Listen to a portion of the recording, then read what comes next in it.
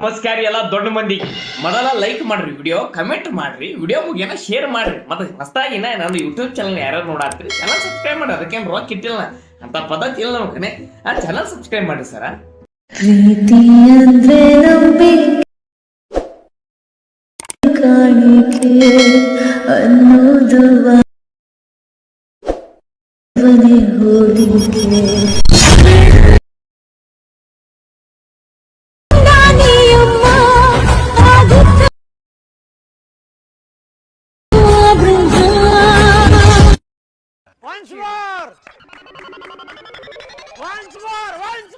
ಪ್ರೀತಿ ಅಂದ್ರೆ ನಂಬಿಕೆ ಅನ್ನೋದು ವಾಡಿಕೆ